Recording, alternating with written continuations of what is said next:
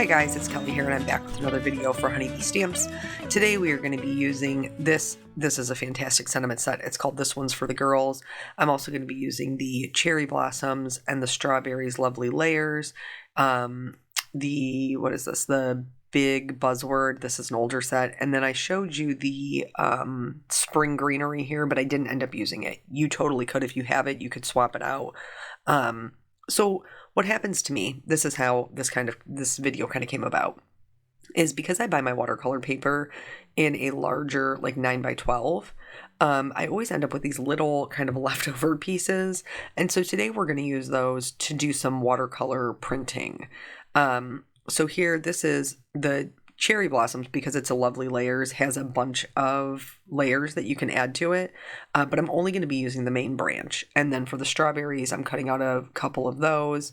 I cut out the big as well, but we're only going to use that as a sentiment.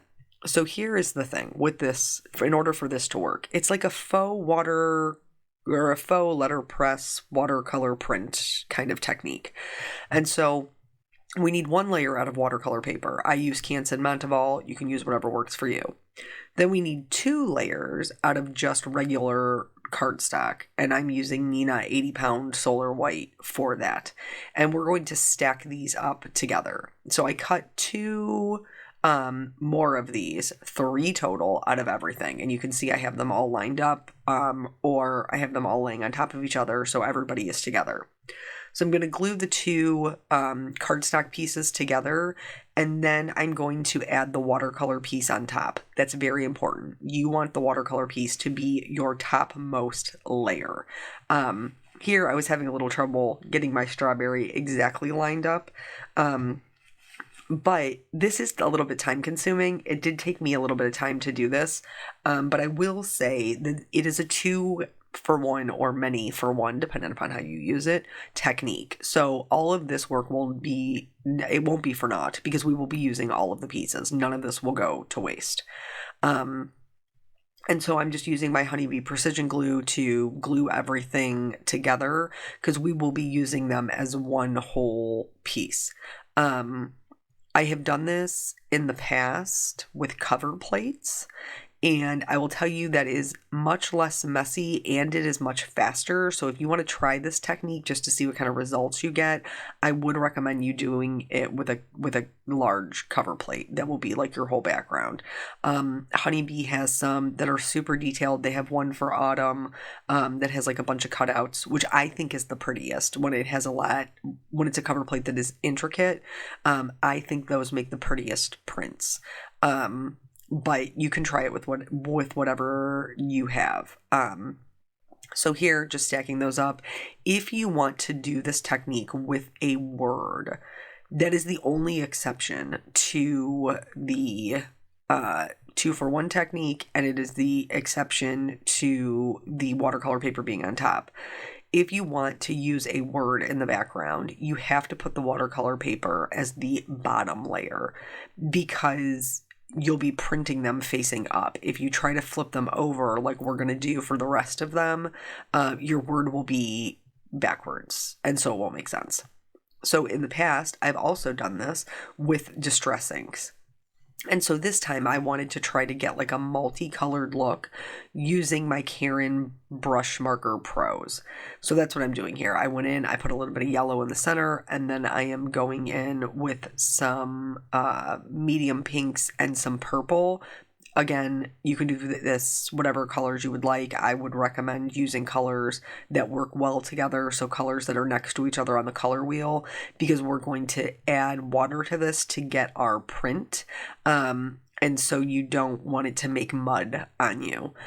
So once I have the flowers filled in, then I'm going to go in and do the leaves. How am I going to avoid the making of mud when I'm going to be adding in greens? I'll tell you. I used teal as a buffer.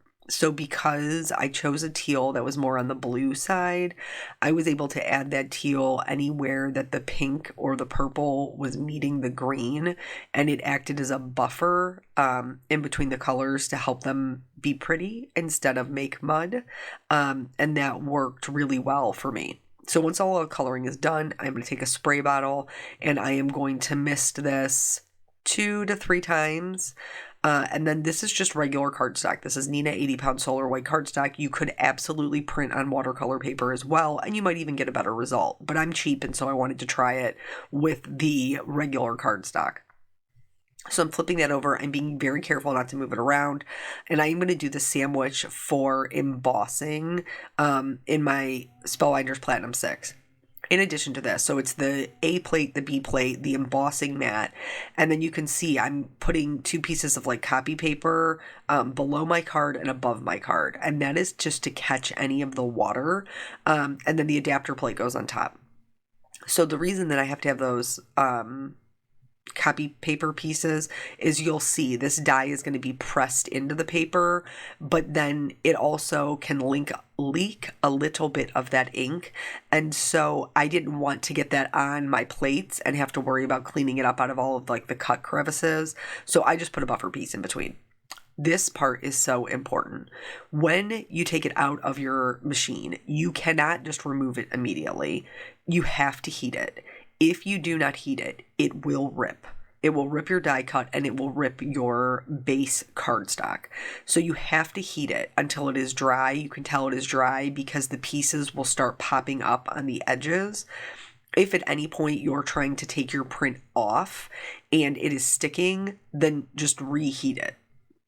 So here, like I'm seeing, do I need to go in and reheat it? Is it coming up nicely, but because we're pressing it into the paper, you do kind of have to pop it out a little bit, but I think the resulting technique is super cool. It's not perfect because it's a watercolor print, but I think that what it leaves behind is beautiful.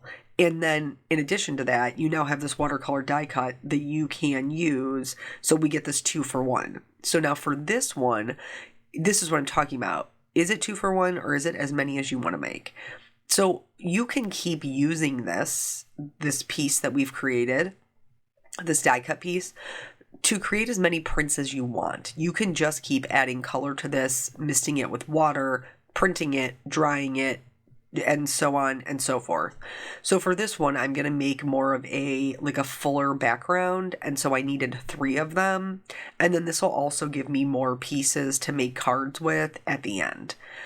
I wondered if, because with the distress inks, when I've done it in the past, I have not done it I've done it to the watercolor paper and then die cut it. I have not done it with the die, doing the die cut and then I am here, die cutting first and then adding the color.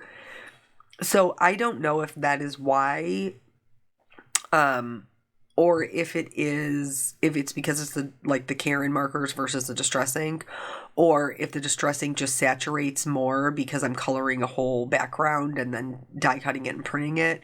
I'm not exactly sure what the difference is, but I did notice with the Karens that it was skipping more when I was printing it. It wasn't going it wasn't as solid as the distress inks were in the past.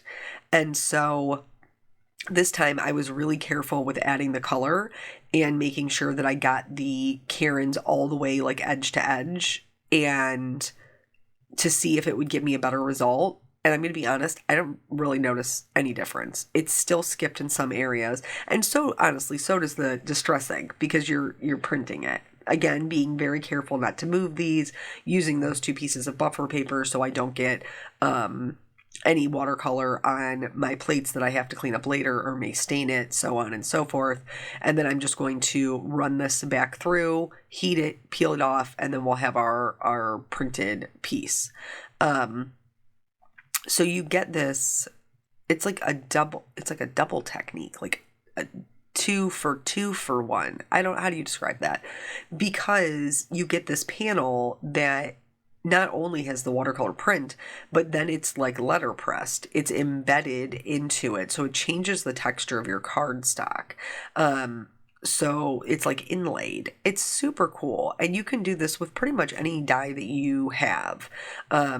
especially like images, and then, turn them into prints. So here, I went through, again, don't skip that heating step. You'll be so sad.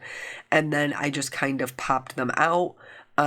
There were some that skipped a little bit more than others. And I don't know if maybe I just didn't have enough water in that area since I'm just kind of spritzing over top of them. I'm not exactly sure what the perfect recipe is, but to me, I didn't want to wait to share it because it doesn't have to be perfect. The point is that it is a watercolor print that is beautiful and watercolory and not perfectly colored. If I wanted something perfectly colored, I would have just colored them. You know what I'm saying? So here you can see I needed to reheat this piece again, no big deal. And then we have a bit of a fuller panel. I will be trimming these down to make different card designs with them. I did want to see if I didn't add any extra color and I just added some more water, if I could reactivate the ink that was already on there and get a good print, because I'm experimenting, right along with you guys, like, hey, let's give this a try.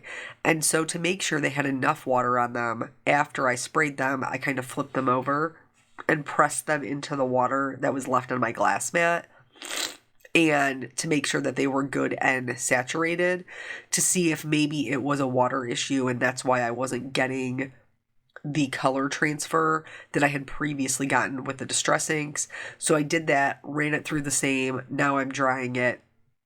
And I can tell you, you still can get residual color off of the pieces without adding anything new. But it is a little bit more hit or miss.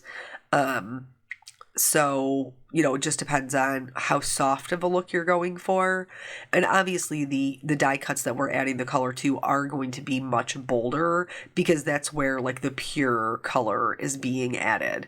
So this one wasn't totally terrible, but not enough for me to love it. Here, I'm going to switch over to the strawberries and I'm going to switch over to the Distress inks. And this is where you're really going to see when I say I'm experimenting right along with you guys. So the first time that I'm trying to apply the color, I'm trying to flip the pad upside down and kind of like press it into the die cuts. This worked like trash. Just real talk. This did not work well because the ink pad isn't edge to edge, and it was impossible for me to see where the ink pad was pressing down. So eventually I figured out, like, Kelly, turn the ink pad over and press the die cut into the pad.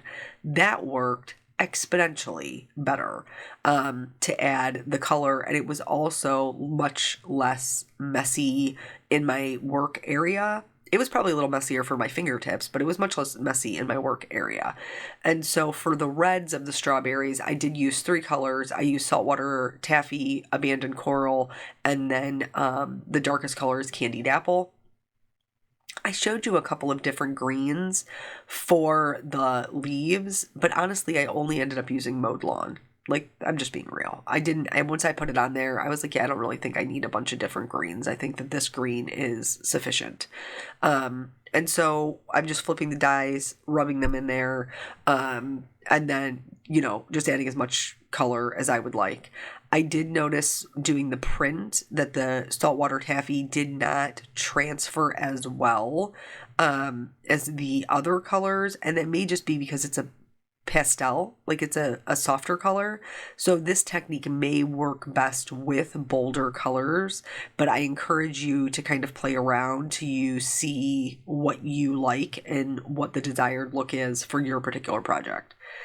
So now taking the same ones, I can see, when I'm holding the die cut, where the green portion is, and so that I don't rub it too far down into my red, just adding some greens onto the tops. And then the technique is going to be exactly the same, even though we're working with a bunch of smaller die cuts.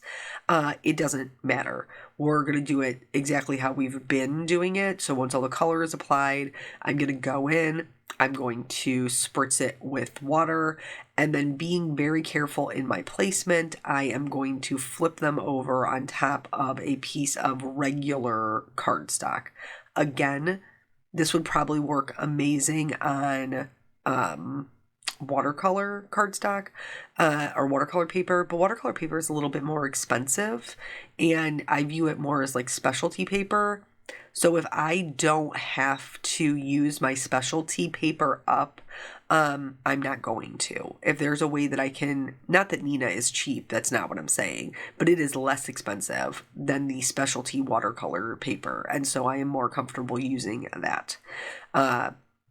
So I've got all my strawberries down, still using those same buffer pieces of copy paper. If at any point those get saturated, please swap them out for a new piece, because once they get too saturated, if they start to tear or anything like that, they're not going to act as a proper buffer anyway. So running this through, and this time I came back through a second time, and maybe that's something that you could do with the Karens that would make it different. I went in, heat set it, and then started popping them up. I loved the way that these turned out. I think that they are so pretty. I loved the print, and I loved the little die cuts. Like, there was no work, and now they're completely colored and totally usable for a card. So this piece I will also be trimming down, but you certainly could add more color to the strawberries, lay them in the extra areas, go back in and print them so that you have a full complete background. For these two bigs, I only ended up using one of them on an actual card. But basically, it's the same thing. It's all three of them stacked up. And then I'm going to add in some colors. I'm using the same colors that I'm using in my cards. I didn't switch up the colors at all. And then I'm going to spritz them with water. I'm going to let them dry. I'm just not going to print them, because if I print them, they're going to be upside down, backwards. They're going to be backwards, and it's not going to be, it won't make any sense. Nobody will be able to read the word big. You know what I'm saying? It's not going to make any sense. So here I went from purple to teal, and then realized that I should have gone to green, but I actually grabbed a blue, and I was like, I'm going in the wrong direction. So don't worry. I'm going to come back in with that green and just go right over that so that my colors make sense. And then, like I said, spritz these, and then we're going to move on to the next. So these are the sentiments. I told you in the beginning, this one's for the girls is such a fabulous sentiment set. And it is. So you have two different, you have Happy Mother's Day, you have With Love on Mother's Day. But the best part about this set is how many different variations of mom or grandma are in there. It's like all encompassing. They have a, grandma, they have a nana, which is what my kids call my mom and is hard to find. They have like titi, they have abuela, depending upon what your family, like what terminology your family uses.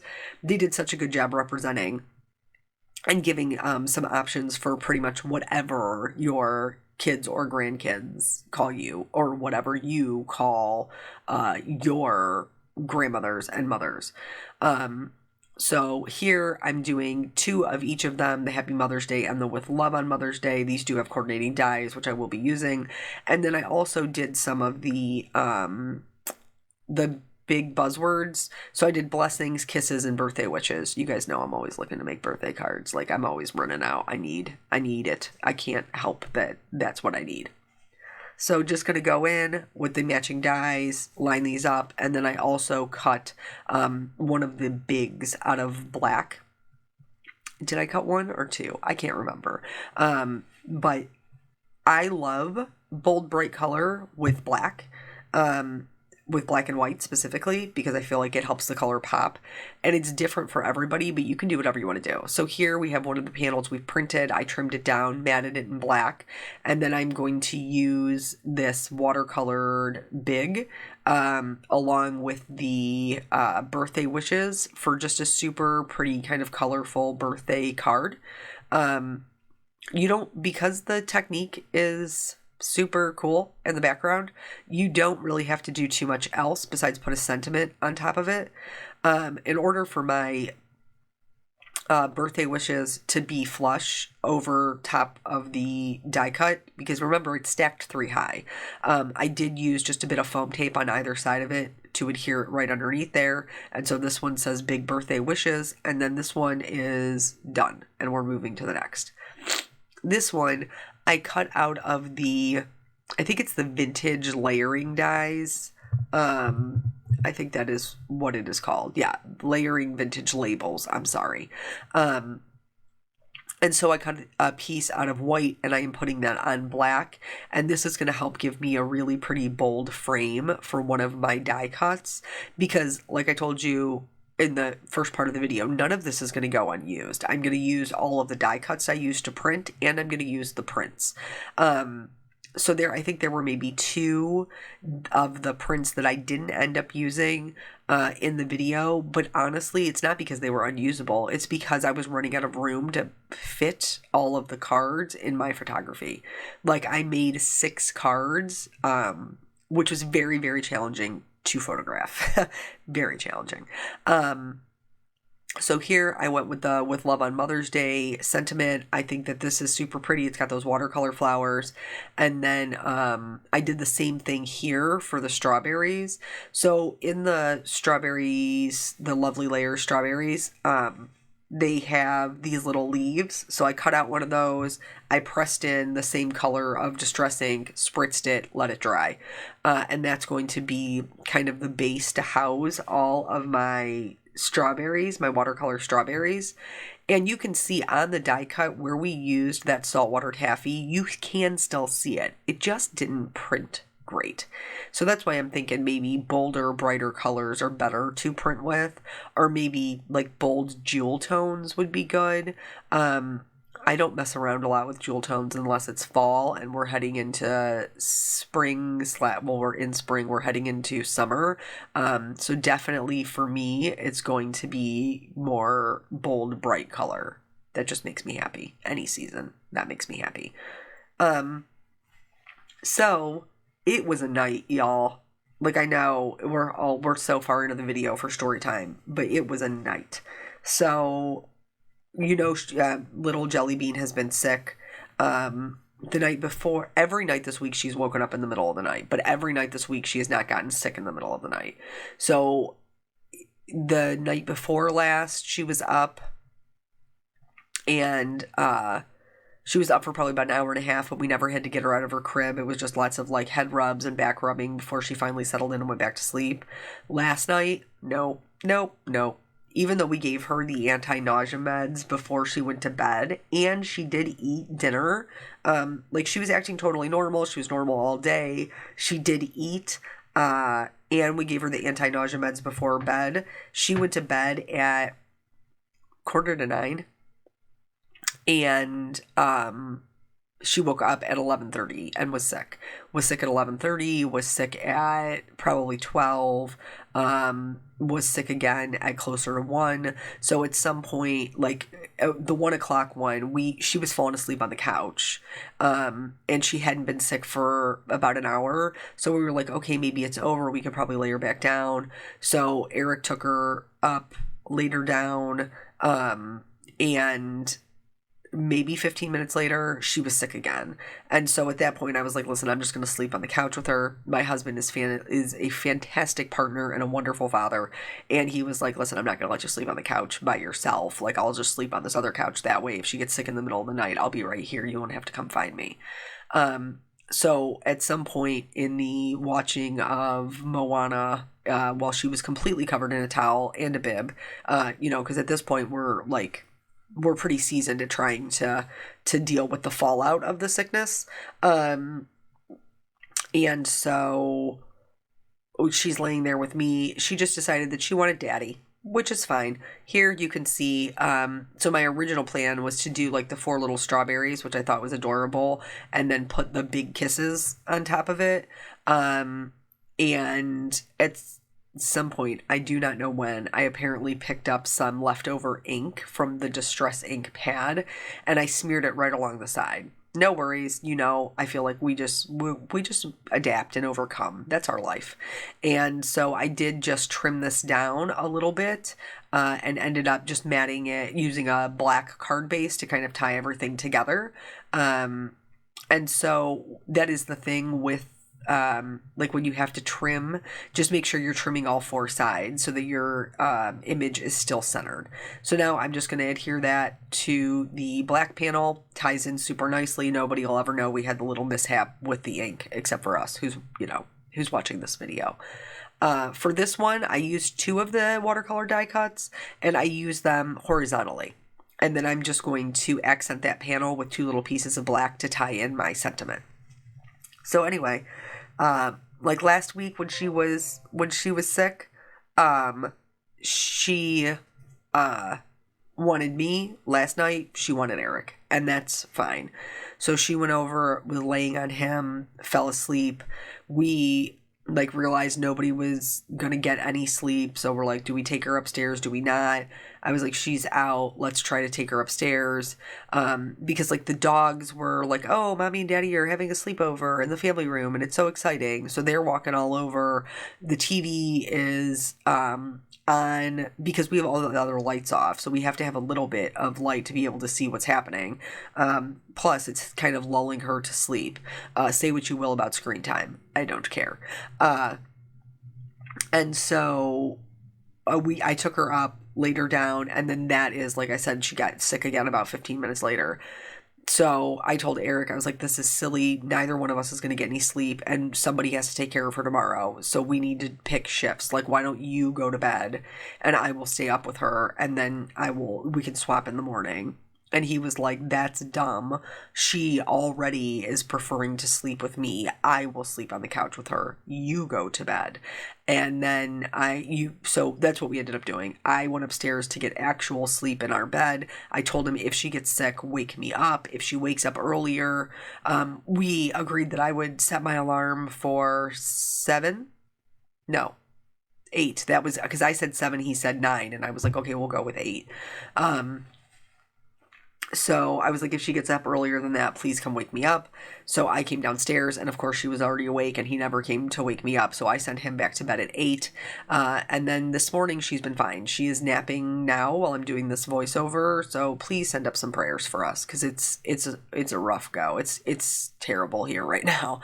But anyway. So all the cards are done. They're all assembled. These are all of them. I hope you learned a little bit of something. I hope you're excited to try watercolor prints. Like I said, you can use anything. You don't have to do Mother's Day cards. So thank you guys so much for joining me. I appreciate your time, and I will catch you on the next video. Bye.